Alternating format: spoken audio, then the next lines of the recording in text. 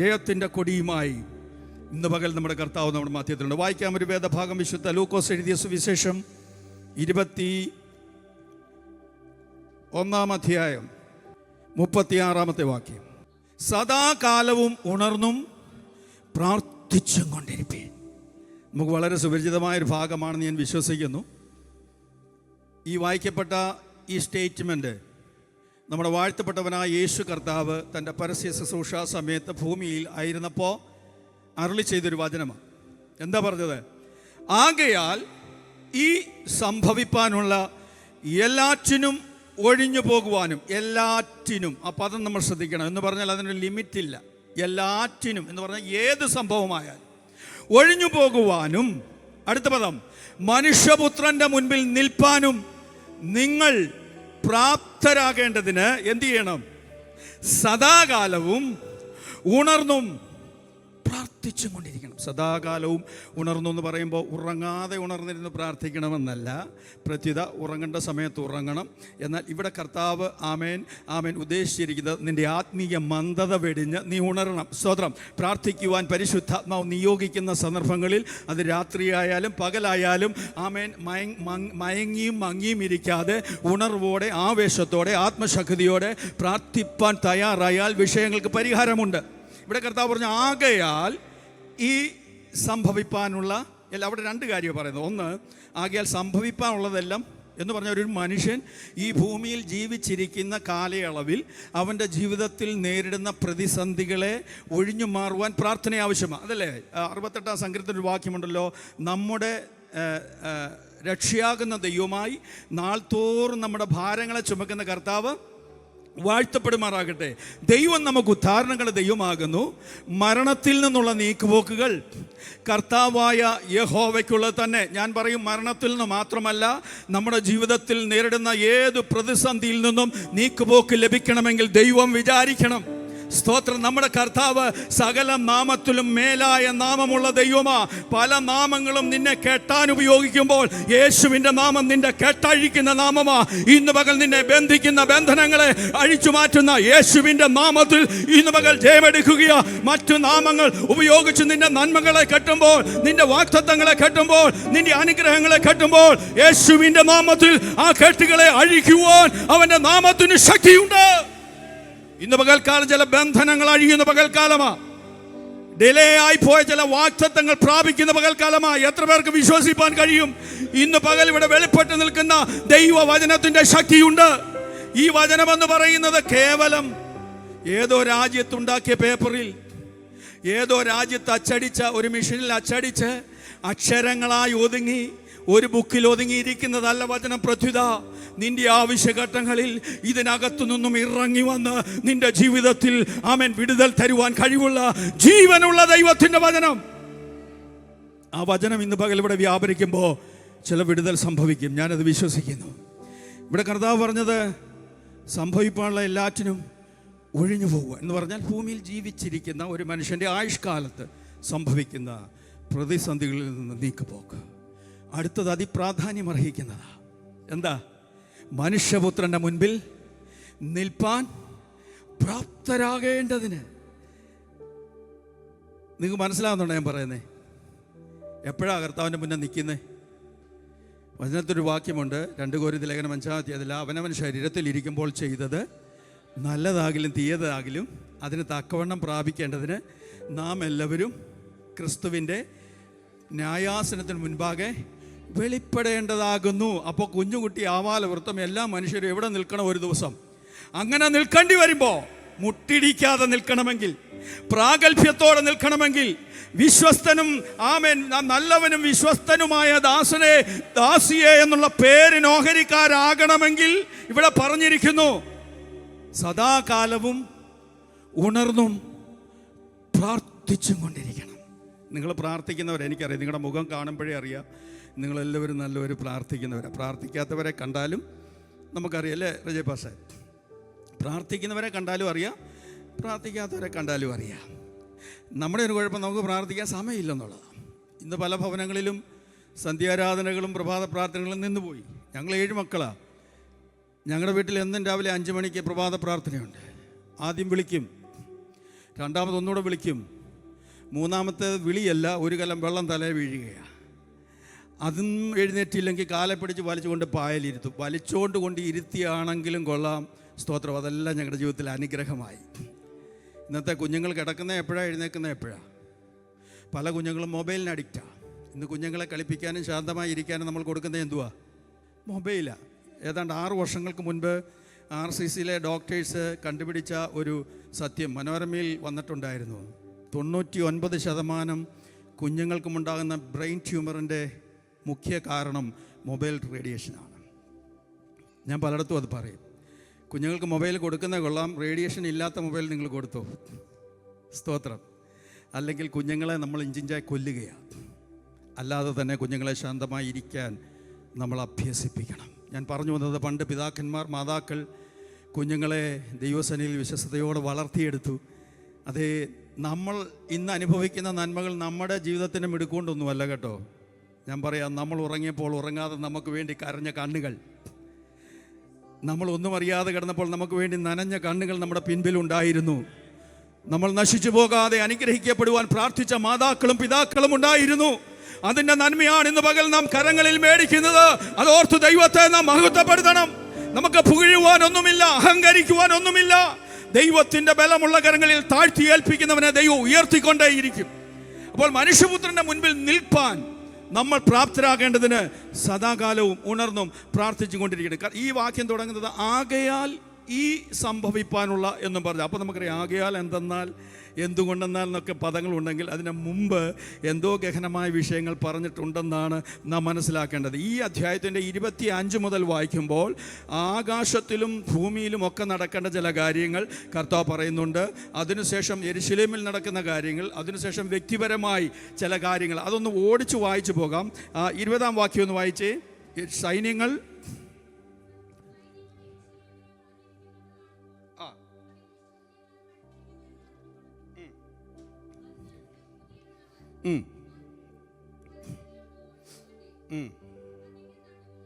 മതി, നമുക്കറിയാം. AD 70 യേശു കർത്താവ് പറഞ്ഞു, സൈന്യങ്ങൾ യെരുശലേമിനെ വളഞ്ഞിരിക്കുന്നത് കാണുമ്പോൾ അതിൻ്റെ ശൂന്യകാലം അടുത്തിരിക്കുന്നുവെന്ന് അറിഞ്ഞുകൊള്ളുവിൻ. യേശു കർത്താവ് പ്രവചിച്ചതുപോലെ തന്നെ AD 70 യെരുശലേം ദേവാലയം കല്ലിന്മേൽ ശേഷിക്കാതെ നശിപ്പിക്കപ്പെട്ടെന്നും അന്ന് യഹൂദയിലുള്ള യഹൂദന്മാർ ജീവരക്ഷാർത്ഥം ഭൂമിയുടെ നാനാഭാഗത്തേക്ക് ഓടിപ്പോയെന്നും ചിലർ രക്തസാക്ഷികളായി തീർന്നെന്നുമുള്ള ചരിത്രം നമ്മുടെ മുൻപിലുണ്ട്. അപ്പോൾ അത് സംഭവിച്ചു. എന്നാൽ ഇനി അതിൻ്റെ 25-ാം വാക്യത്തിൽ ഇങ്ങനെ കാണുന്നു, സൂര്യനിലും ചന്ദ്രനിലും നക്ഷത്രങ്ങളിലും ലക്ഷ്യങ്ങളുണ്ടാകും.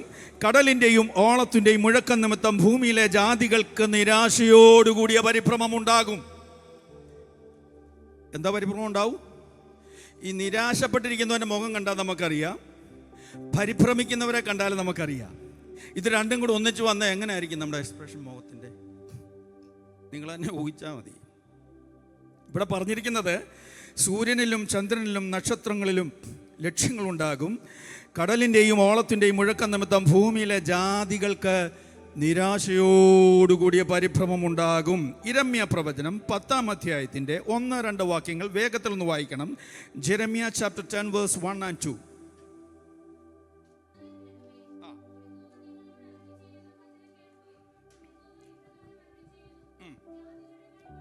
ജാതികളുടെ വഴി പഠിക്കരുത്. ആകാശത്തിലെ ലക്ഷണങ്ങൾ കണ്ട് ഭ്രമിക്കരുത്. ജാതികളല്ലോ. മനസ്സിലാകുന്നുണ്ടോ? അപ്പോൾ ആകാശമിളകുമ്പോൾ, കടലിളകുമ്പോൾ, കരയിളകുമ്പോൾ ഭ്രമിക്കുന്നത് ആരാ? ജാതികൾ. അങ്ങനെയെങ്കിൽ ഞാൻ ചോദിക്കട്ടെ, ഇങ്ങനെ സംഭവിക്കാൻ നമ്മൾ എന്ത് ചെയ്യും? നമ്മുടെ പ്രതികരണം എന്താവും? ഒരാൾ പറഞ്ഞു, നമ്മൾ പരിഭ്രമിക്കുന്നവരുടെ കൂട്ടത്തിലല്ല, നമ്മൾ ജാതികളുടെ വഴി പഠിക്കുന്നവരുടെ കൂട്ടത്തിലല്ല. കടലിളകിയാലും കരയിളകിയാലും ഭൂമി കീഴ്മേൽ മറിഞ്ഞാലും ഒരു ഭക്തനറിയാം, ഇതൊക്കെ യേശുവിൻ്റെ മേഘത്തിലെ വരവിന് മുൻപായി സംഭവിക്കേണ്ട സംഭവങ്ങളാണ്. അപ്പോൾ ഭൂമി കീഴ്മേൽ മറിഞ്ഞാലും ഒരു ദൈവത്തിൽ എന്തില്ല, പേടിക്കേണ്ട കാര്യമില്ല. ഇനി അതിൻ്റെ 29 ഇങ്ങനെ കാണുന്നു, ഒരു ഉപമയും അവരോട് പറഞ്ഞത്, അത്തി മുതലായ സകല വൃക്ഷങ്ങളെയും നോക്കുവീൻ, അവ തളിർക്കുന്നത് നിങ്ങൾ കാണുമ്പോൾ വേനലടുത്തിരിക്കുന്നുവെന്ന് സ്വതേ അറിയുന്നുവല്ലോ. നമുക്കറിയാം, അത്തി എന്ന് പറയുന്നത് യഹൂദൻ്റെ രാഷ്ട്രീയ വൃക്ഷമാണെന്നും അത്തിയുടെ തളിർപ്പ് എന്ന് പറയുന്നത് യഹൂദൻ്റെ തളിർപ്പാണെന്ന് നമുക്ക് വളരെ വ്യക്തമായിട്ട് അറിയാം. ഇനി ഞാൻ നിങ്ങളോട് പറയാൻ പോകുന്നത് 34 മുതലുള്ള വാക്യങ്ങൾ വായിക്കണം. 34-2. നിങ്ങളുടെ ഹൃദയം അതിഭക്ഷണത്താലും മദ്യപാനത്താലും ആ ദിവസം നിങ്ങൾക്ക് പെട്ടെന്ന് കെണി പോലെ വരാതിരിപ്പാൻ സൂക്ഷിച്ചു കൊള്ളുവീൻ. ആ ദിവസം ഏത് ദിവസം? ഏതാ ദിവസം? കർത്താവിൻ്റെ വരവിൻ്റെ ദിവസം. ഇവിടെ പറയുന്ന കാര്യം ഒന്ന്, നിങ്ങളുടെ ഹൃദയം അതിഭക്ഷണത്താലും. നമ്മളാരും അമിതമായി ഭക്ഷണം കഴിക്കുന്നവരെ അല്ല. 3-4 നേരം കഴിച്ചാൽ പിന്നെ നമുക്കൊന്നും വേണ്ട.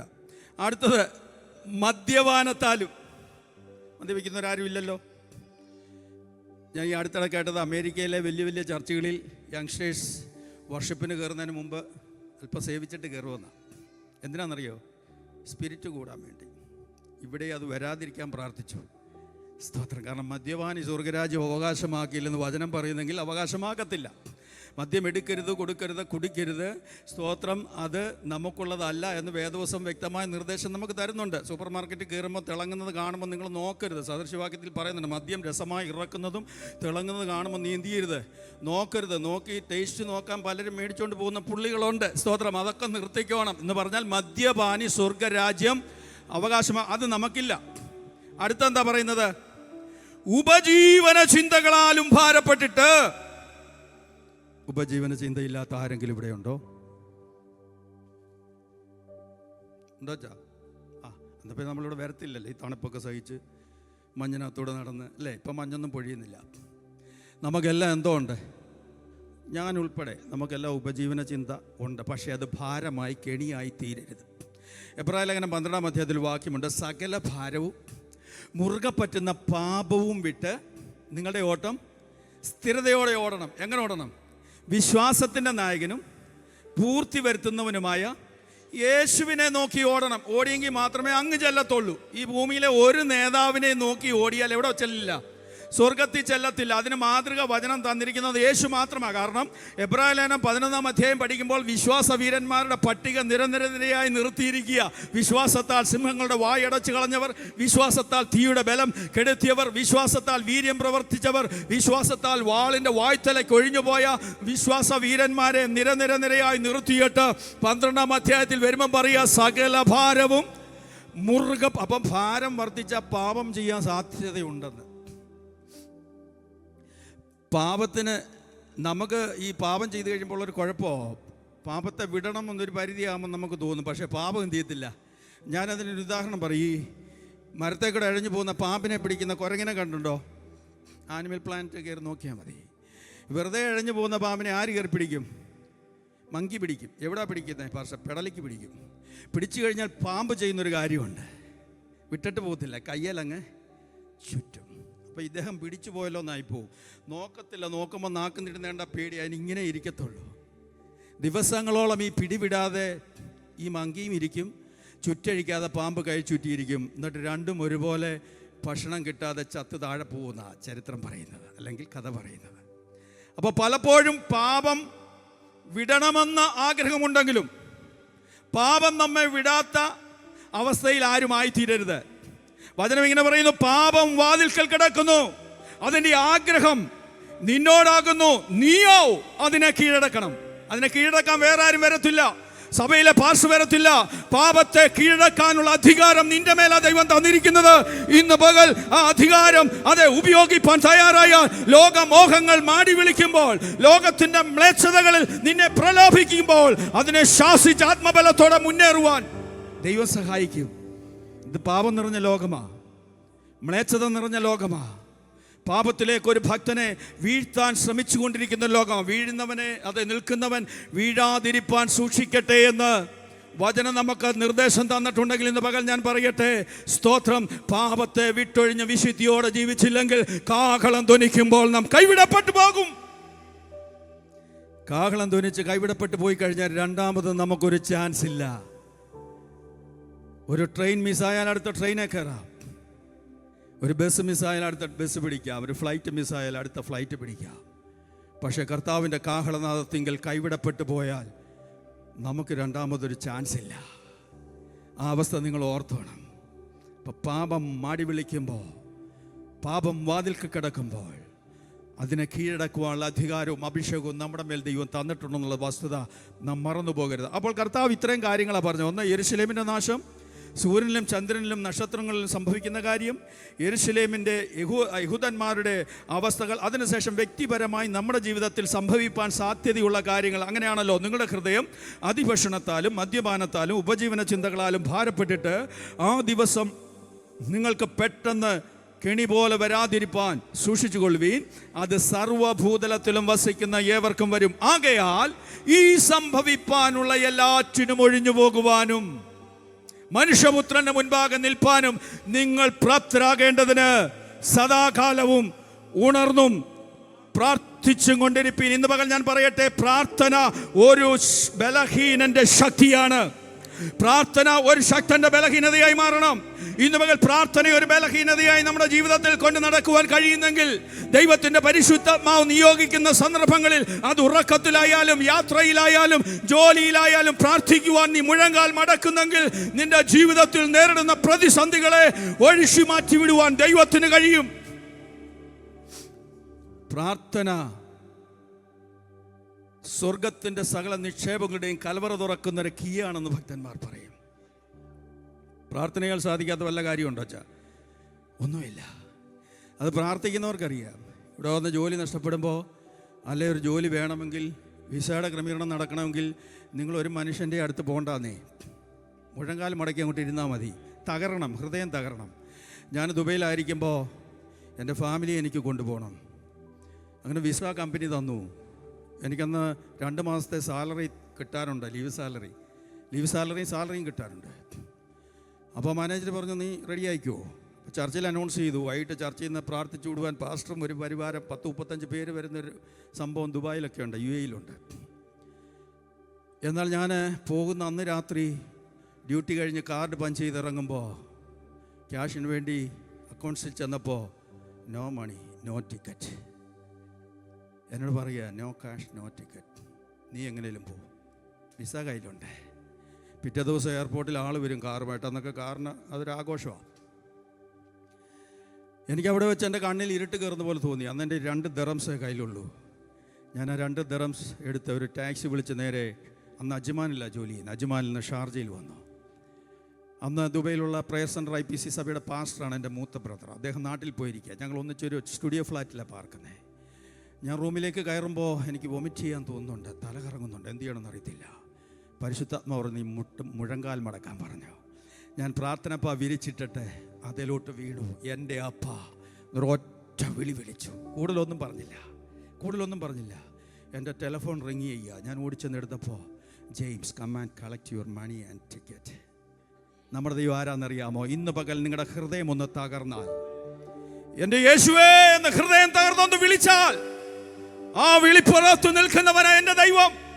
വഴിയേരിയേ ഇരുന്ന ബർത്തിമായി എന്ന് പറയുന്ന കുരുടൻ, യേശുവേ ദാവീദ് പുത്ര എന്നോട് കരുണ തോന്നണമേ എന്ന് നിലവിളിക്കാൻ തുടങ്ങി. യേശുവാ വരുന്നതെന്ന് അറിഞ്ഞപ്പോൾ നിലവിളിക്കാൻ തുടങ്ങി. അതിനു മുമ്പ് വരെ ഭിക്ഷ ചോദിക്കുകയായിരുന്നു.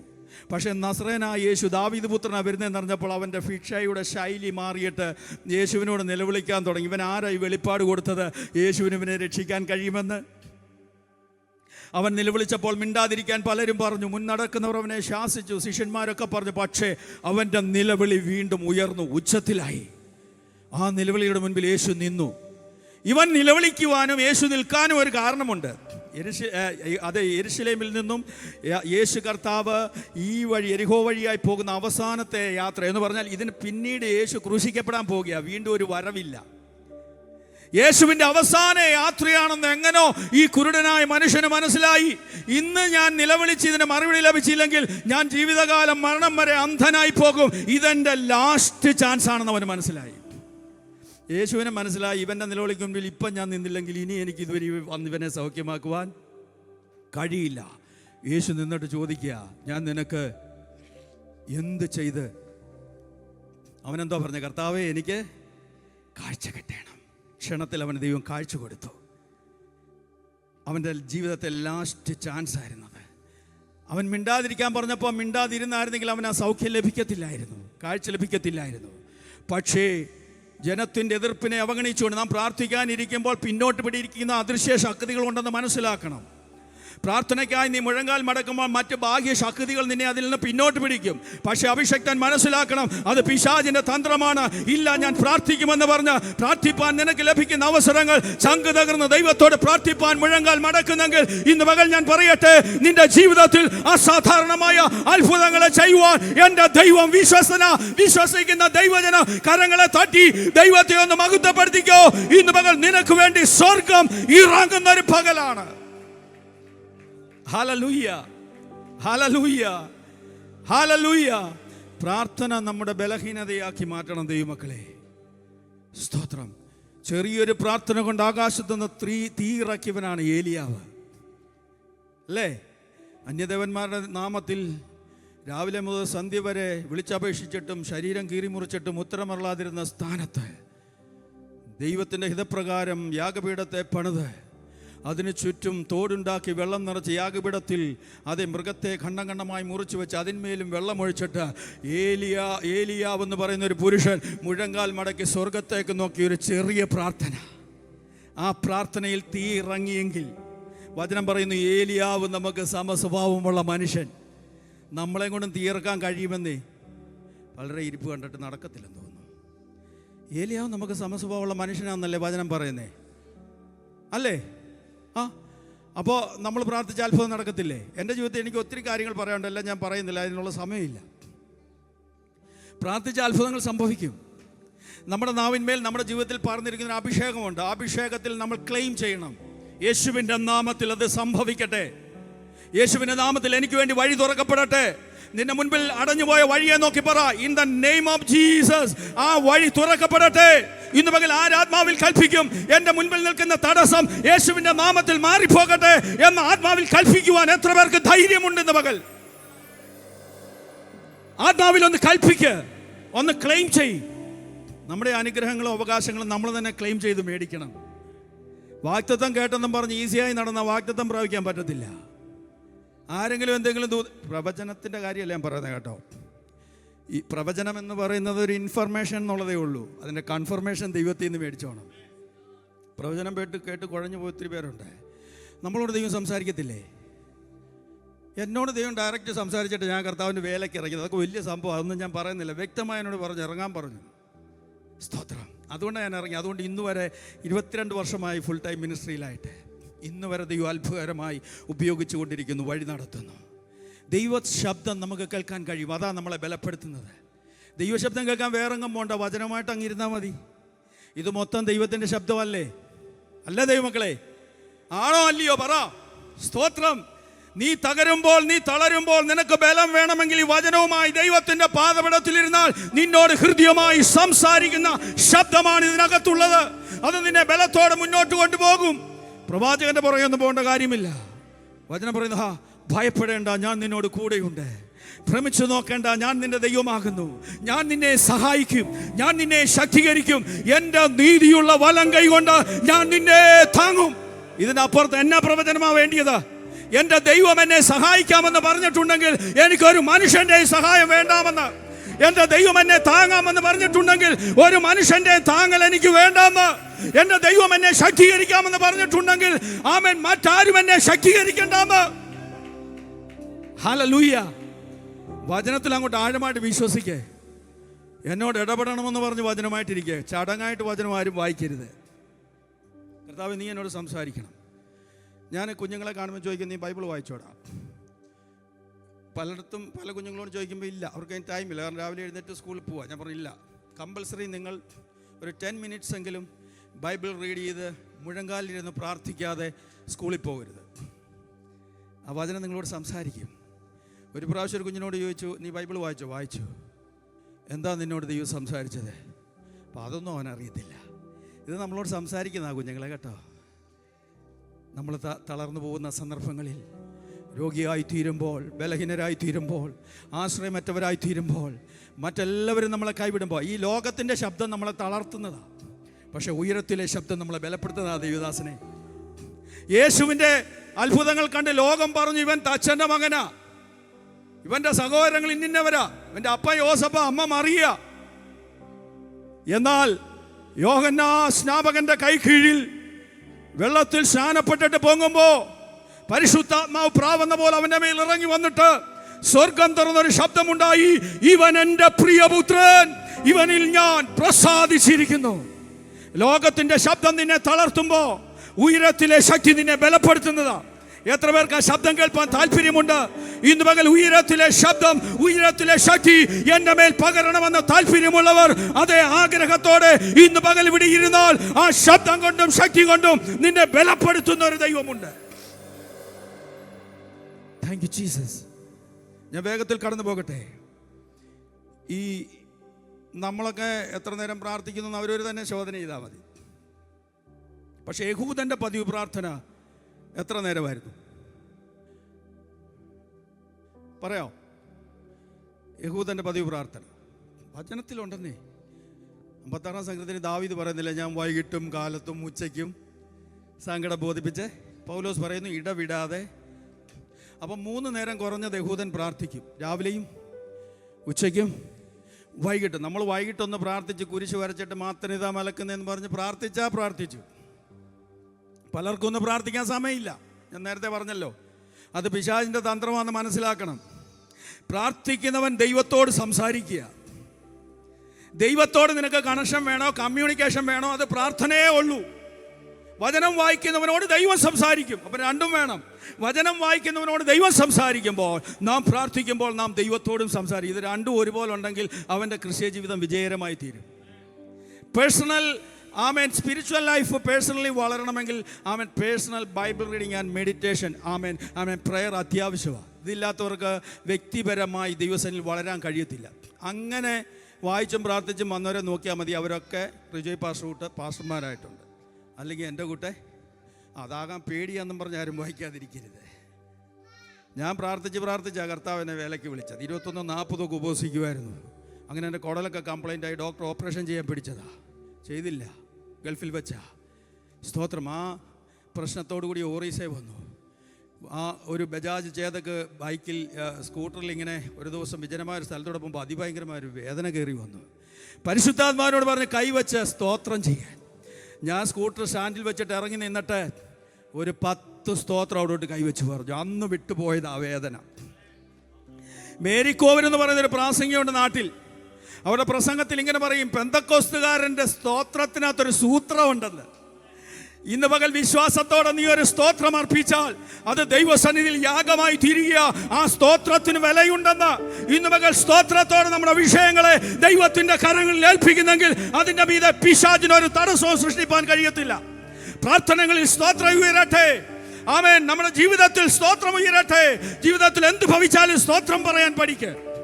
സ്തോത്രം പറ. പണ്ട് കാലങ്ങളിൽ നമ്മുടെ അമ്മച്ചിമാരൊക്കെ കഞ്ഞി ഊറ്റുമ്പോൾ, ഇന്നത്തെ കുഞ്ഞുങ്ങൾക്കൊന്നും അതറിയത്തില്ല, ഇത് പല സിസ്റ്റമായി കഞ്ഞി ഊറ്റാനും അരി ഊറ്റാനും ഒക്കെ. ചൂടുവെള്ളം കയ്യെ വീണാലും കൈ മുറിഞ്ഞാലും കുഴി ചാടിയാലും ആദ്യം അവരെന്തോ പറയും? സ്തോത്രം പറയേ. ഇന്നത്തെ കുഞ്ഞുങ്ങളോ ആദ്യം അയ്യോ എന്ന് വിളിക്കും അല്ലേ? പക്ഷേ നമ്മുടെ ഹൃദയം നിറഞ്ഞിരിക്കുന്ന വായി ജീവിതത്തിൽ എന്ത് സംഭവിച്ചാലും സ്തോത്രം ചെയ്യാൻ പഠിക്കേ. അത് ഞാൻ മുമ്പേ പറഞ്ഞല്ലോ, താഴ്ചയാണേലും ഉയർച്ചയാണേലും എന്തു ചെയ്യും? കർത്താവ് ഈ അവസ്ഥയ്ക്ക് സ്തോത്രം. രോഗം വന്ന് കിടന്നാലും കിടക്കേ പറ കർത്താവ് ഈ അവസ്ഥയ്ക്ക് സ്തോത്രം. നിന്റെ പേഴ്സ് കാലിയായാലും പറ കർത്താവേ സ്തോത്രം. നീ എന്നെ നിറയ്ക്കാൻ ശക്തനാ. നമ്മുടെ ദൈവം ശൂന്യമാക്കുന്ന ദൈവമല്ല. ഒന്നുമില്ലായ്മയിൽ നിന്ന് സകലത്തെയും ഉള്ളതുപോലെ വിളിച്ചു വരുത്തുവാൻ കഴിവുള്ള ദൈവമെങ്കിൽ നിന്റെ സകല ശൂന്യതകളെയും മാറ്റി നിനക്ക് വിശാലത തരുവാൻ കഴിവുള്ള ദൈവമാ.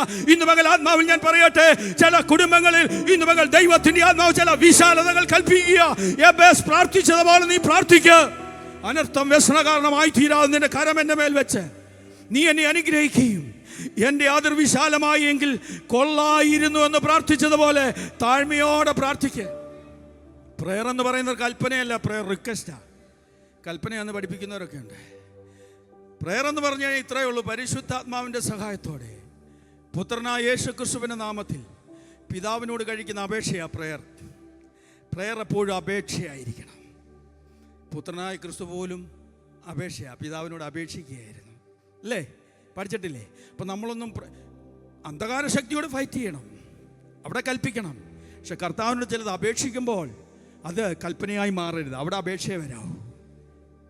ഞാൻ ദുരിതവശമൊന്നും അല്ലല്ലോ പക്ഷേ പറയുന്നത്, ചിലരുടെ മുഖം കണ്ടിട്ട് അതുപോലെ തോന്നുന്നു. ഇനി ഒരു കാര്യം കൂടെ പറഞ്ഞ് എൻ്റെ സന്ദേശം നിർത്താം. എന്നെ ഏറെ സ്വാധീനിച്ച ഒരു പ്രാർത്ഥനാ മനുഷ്യനാണ് ദാനിയേൽ 6:10 വേഗത്തിലൊന്ന് വായിക്കണം. Daniel chapter 6 verse 10.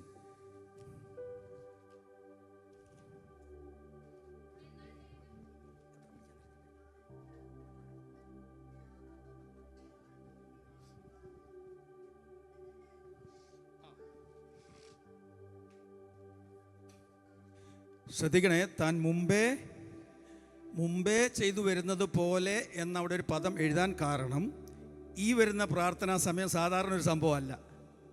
പ്രാർത്ഥിച്ചാൽ എന്തോ ചെയ്യുമെന്നാ അറിയത്തില്ലയോ? വായിച്ചിട്ടില്ലേ ദാനിയേലിന്റെ പുസ്തകം? എന്തോ ചെയ്യുമെന്നാ? ഇന്നു മുതൽ 30 ദിവസത്തേക്ക് രാജാവിനോടല്ലാതെ വേറൊരു ദേവനോട് പ്രാർത്ഥിക്കുന്നവനെ ജീവനോടെ സിംഹങ്ങളുടെ ഗുഹയിൽ ഇട്ട് കളയണമെന്നൊരു തീർപ്പ് കൽപ്പിച്ച കൽപ്പന കേട്ടോണ്ട് വരുന്ന വരവായത്. ചരിത്രം അറിയാമല്ലോ അല്ലേ? ബൈബിൾ വായിക്കുന്നവരല്ലേ എല്ലാവരും? ഓക്കെ, ചരിത്രമൊന്നും വിശദീകരിക്കാൻ എൻ്റെ മുൻപിൽ സമയമില്ല. എൻ്റെ മുൻപിലുള്ള സമയം കൃത്യമായി ഞാൻ നിർത്തും. ഇവിടെ നമുക്കറിയാം, ദാനിയേൽ എന്ന് പറയുന്ന പുരുഷൻ ഒരു പ്രാർത്ഥനാ മനുഷ്യനാണ്.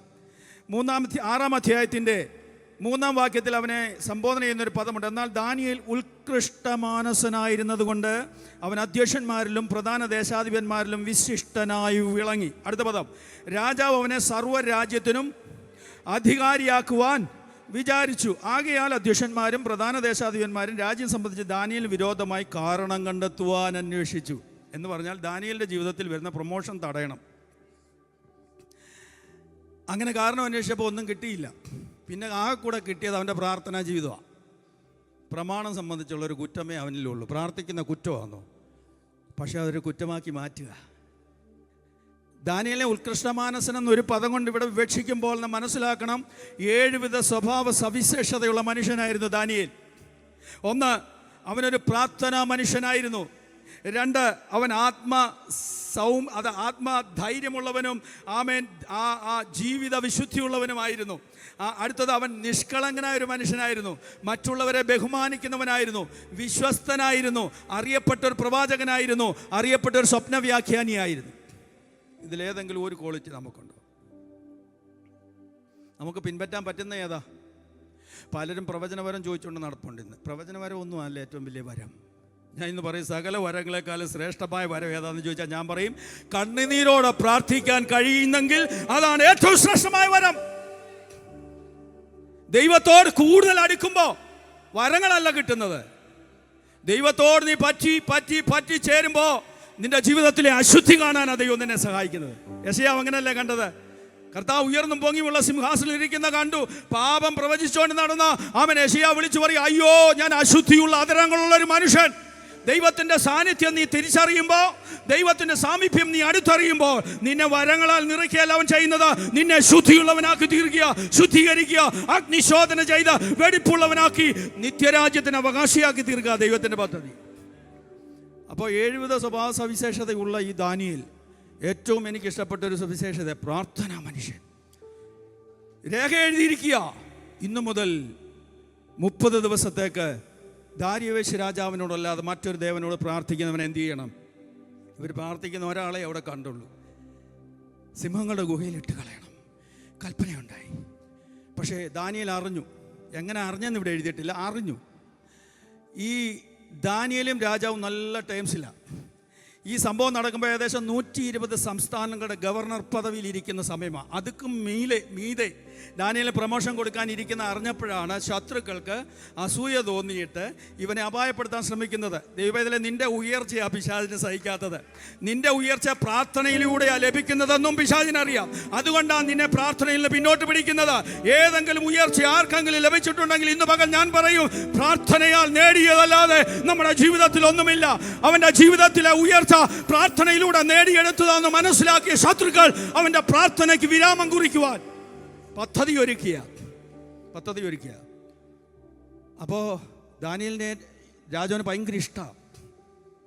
രേഖ എഴുതി മുദ്രാമോദ്രം കൊണ്ട് സീൽ ചെയ്തതിന് ശേഷമാണ് ഇത് ദാനിയേലിനെ കുറിക്കാനുള്ള പരിപാടിയാണെന്ന് രാജാവ് മനസ്സിലാക്കിയത്. അന്ന് രാത്രി രാജാവ് ഉറങ്ങിയില്ലല്ലോ. അപ്പോൾ ദാനിയേൽ നേരെ എങ്ങോട്ടാണ് വരുന്നത്? എങ്ങോട്ട് വരുമോ ദൈവമക്കളെ? പ്രതിസന്ധി മുന്നേ വന്ന് നിൽക്കുക. ദാനിയേൽ എങ്ങോട്ടാണ് പോകുന്നത്? ഞാനായിരുന്നു നേരെ രാജാവിൻ്റെ അടുത്ത് പോയിന്. ചെന്നൊന്ന് റെക്കമെൻഡ് ചെയ്തേനെ, എന്നെ ഒന്ന് രക്ഷിക്കുക, ഞാൻ എന്തെങ്കിലും കുഴപ്പക്കാരനാണോ? നീ എന്നെ. പക്ഷെ ദാനിയേലിൻ്റെ സ്വഭാവം, അവൻ ഈ ലോകത്തിലെ രാജാവിൻ്റെ മുൻപിലല്ല പോയത്.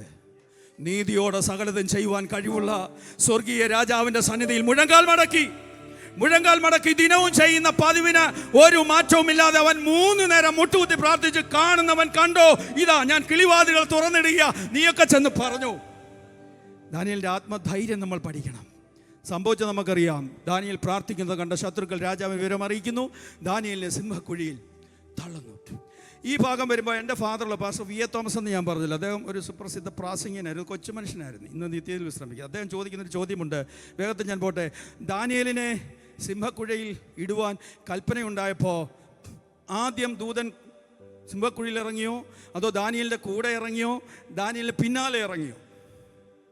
നമ്മളെന്തോ ആൻസർ പറയും? പറഞ്ഞു, മുമ്പേ ഇറങ്ങി. അത് തന്നെ കറക്റ്റ്.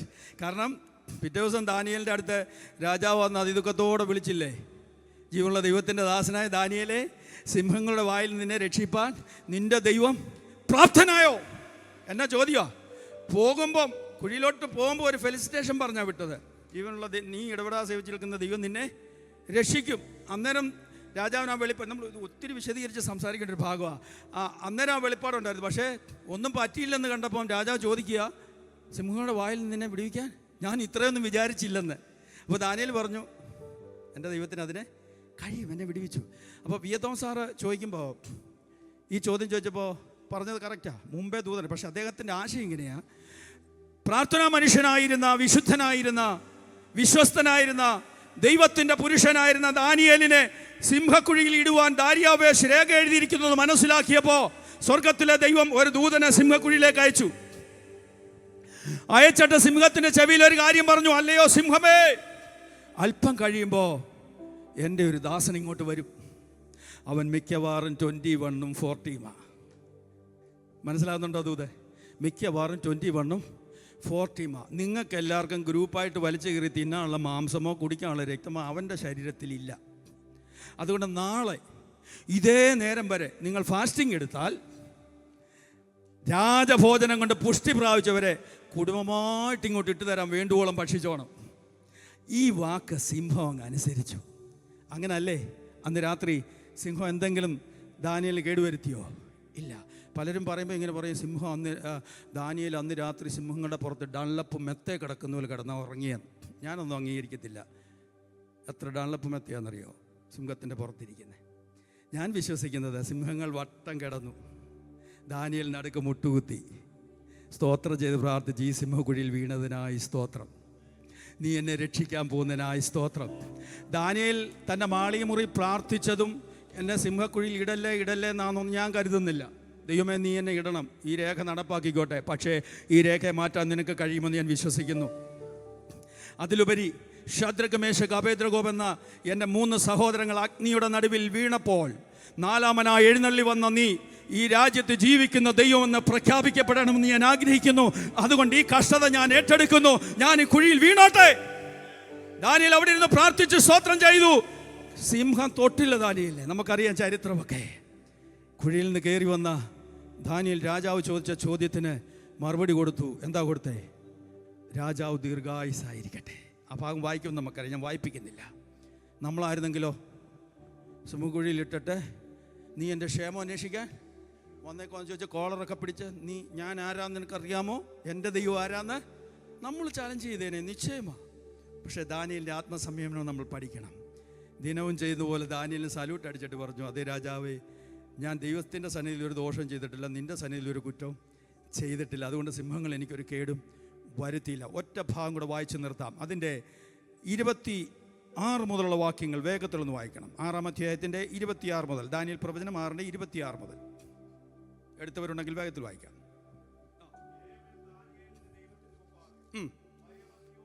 ശ്രദ്ധിച്ച് കേൾക്കണം. എൻ്റെ രാജാധിപത്യത്തിൽ ഉൾപ്പെട്ട ഏവരും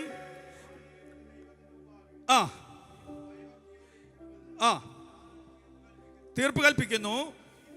ശ്രദ്ധിക്കണം. അവൻ ജീവനുള്ള ദൈവവും എന്നേക്കും നിലനിൽക്കുന്നവനും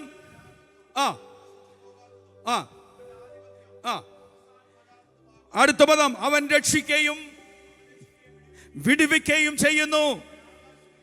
ശ്രദ്ധിച്ചു കേൾക്കണം. അവൻ ആകാശത്തിലും ഭൂമിയിലും അടയാളങ്ങളും അത്ഭുതങ്ങളും പ്രവർത്തിക്കുന്നു. ഇതാ ദാനിയേൽ ആഗ്രഹിച്ചത്.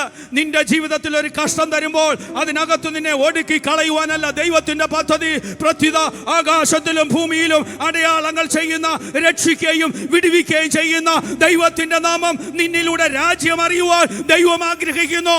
ഇന്ന് പകൽ എന്നെ കേൾക്കുന്ന ദൈവത്തിന്റെ പൈതലേ, നിന്റെ ജീവിതത്തിൽ ആർക്കുമില്ലാത്തൊരു ശോധന ദൈവം തന്നിട്ടുണ്ടെങ്കിൽ അതിനകത്ത് നിന്നെ കെടുത്തി കളയുവാനല്ല ദൈവത്തിന്റെ പദ്ധതി. പ്രത്യുത അതിനകത്തൂടെ ദൈവത്തിന്റെ നാമം മഹത്വമെടുക്കുവാൻ.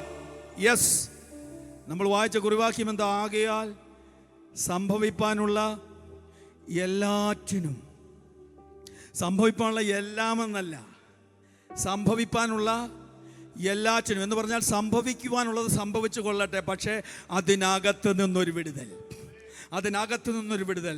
നീ നഷ്ടപ്പെടുന്നത് കാണുവാൻ, നീ നശിക്കുന്നത് കാണുവാൻ, നീ ഇല്ലാതായി തീരുന്നത് കാണുവാൻ പിശാച് നിനക്കെതിരായി ആമേൻ പദ്ധതികൾ ഒരുക്കുമ്പോൾ ഇന്ന് പകൽ ആത്മാവിൽ ഞാൻ പറയട്ടെ, നിനക്ക് പ്രാർത്ഥിക്കാൻ കഴിയുമെങ്കിൽ, ദൈവസനിൽ മുഴങ്കാൽ മടക്കാൻ കഴിയുമെങ്കിൽ, ദൈവസനിൽ വിശുദ്ധിയോടെ ജീവിപ്പാൻ കഴിയുമെങ്കിൽ, ആമേൻ മറ്റുള്ളവർ മുൻപാകെ മാതൃകയോടെ ജീവിപ്പാൻ കഴിയുമെങ്കിൽ പിശാചിന്റെ ഒരു പദ്ധതികളും നിന്റെ ജീവിതത്തിൽ ജയമെടുക്കുകയില്ല. എത്ര പേർക്ക് വിശ്വസിപ്പാൻ കഴിയും? ഇന്ന് മകൾ കരമടിച്ചു ദൈവത്തെ ഒന്ന് മഹത്വപ്പെടുത്തട്ടെ. ദാനിയേലിന്റെ ദൈവം നമ്മുടെ ദൈവമാണ്. നീ തീക്കകത്ത് വീണാലും, നീ സിംഹക്കുഴിയിൽ വീണാലും, നീ അനർത്ഥത്തിനകത്ത് അകപ്പെട്ടാലും നിന്നെ വിടുവിപ്പാൻ ദൈവം തന്റെ ദൂതനെ അയക്കുന്ന ദിവസങ്ങൾ നിന്റെ മുൻപിലുണ്ട്. ഇന്ന് പകൽ പറയട്ടെ, അഗ്നിശോധനയിലൂടെയാണ് നീ കടന്നു പോകുന്നതെങ്കിലും ആ അഗ്നിയുടെ ബലത്തെ കെടുത്തുവാൻ ദൈവം തന്റെ ദൂതനെ അയക്കുന്ന ദിവസങ്ങൾ മുൻപിലുണ്ടെന്ന് ആത്മാവിൽ ഞാൻ ദൂത് പറയുക.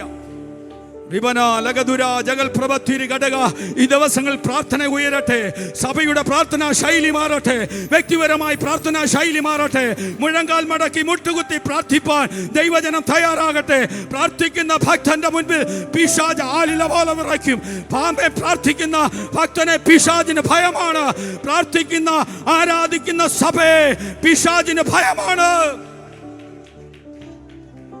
നമുക്ക് പോരാട്ടമുള്ളത് ജഡരക്തങ്ങളോടല്ല, വാഴ്ചകളോടും അധികാരങ്ങളോടും, ആമേൻ ഈ അന്ധകാരത്തിന്റെ ലോകാധിപതികളോടും സ്വർലോകങ്ങളിലെ സകല ദുഷ്ടാത്മസേനയോടുമെങ്കിൽ ആമേൻ പിശാചിനോട് പോരാടുവാൻ ദൈവസഭ തയ്യാറാകട്ടെ.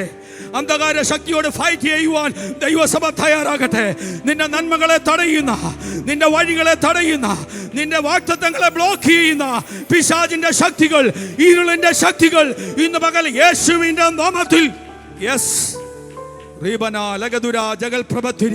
നിന്നെ നാളുകളായി അലട്ടുന്ന രോഗശക്തികൾ ഉണ്ടെങ്കിൽ ഇന്ന് പകൽ വചനത്തിന്റെ ശക്തി നിന്റെ മേൽ വ്യാപരിക്കുന്ന പകല വിശ്വസിച്ച് ഏറ്റെടുത്തോ.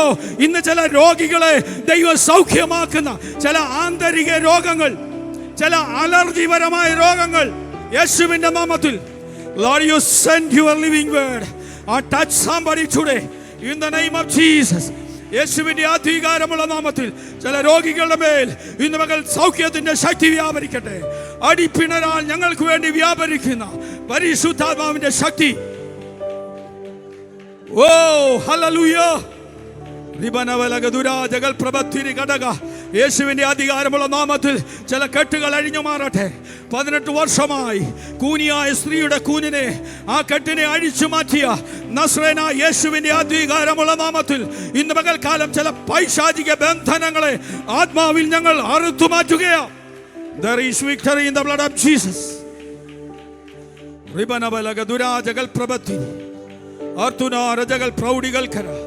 Thank you, Holy Spirit, for your mighty presence here. Thank you, Jesus, for your wonderful presence here. യേശുവേ, അവിടുത്തെ സാന്നിധ്യത്തിനായി നന്ദി പറയുന്നു. പിതാവേ, ഈ ജനത്തെ, ഈ സഭയെ ഞാൻ അനുഗ്രഹിച്ച് പ്രാർത്ഥിക്കുന്നു. ഈ ദേശത്തെ പ്രവർത്തനത്തെ ദൈവം അനുഗ്രഹിക്കണം. കർത്താവിൻ്റെ ദാസനെയും കുടുംബത്തെ അനുഗ്രഹിക്കണം. കർത്താവിൻ്റെ ദാസൻ ബിജു ചെറിയാനെയും കുടുംബത്തെയും പ്രവർത്തനങ്ങളെയും അനുഗ്രഹിക്കണം. ജോയ് പാർസയും കുടുംബത്തെയും ദൈവം അനുഗ്രഹിക്കണം. ഈ ദൈവസഭയിലെ എല്ലാ വിശ്വാസ കുടുംബങ്ങളെ, കുഞ്ഞുങ്ങളെ വ്യക്തിപരമായി കുടുംബമായി പേരുപേരായി ഞാൻ ഏൽപ്പിച്ച് പ്രാർത്ഥിക്കുന്നു. നാളുകളായി അവരെ അലട്ടിയ സകല പ്രശ്നങ്ങൾക്ക് ഇന്ന് മകൾ ദൈവവചനത്തിൻ്റെ ശക്തിയാൽ പരിഹാരങ്ങളെ ദൈവം നൽകണമേ. പുതിയ വഴികൾ തുറക്കപ്പെടണമേ. ഭൗതിക ഞെരുക്കങ്ങളെ മാറ്റണമേ. യേശുവിൻ്റെ അധികാരമുള്ള നാമത്തിൽ രോഗക്കെട്ടുകളെ അഴിക്കണമേ. ആമേൻ. അങ്ങയോട് പറ്റിച്ചേർന്ന് ജീവിപ്പാൻ, നല്ല പ്രാർത്ഥനാ ജീവിതം നയിപ്പാൻ, ആമേൻ, ആഴമായ പ്രാർത്ഥനാ ജീവിതം ദൈവം കൊടുക്കണമേ. എല്ലാ കുടുംബങ്ങളെയും ഇന്ന് പകൽ പിതാവിൻ്റെയും പുത്രൻ്റെയും പരിശുദ്ധാത്മാവിൻ്റെ നാമം ചൊല്ലി ഞാൻ ബ്ലെസ് ചെയ്യുകയാണ് കർത്താവേ.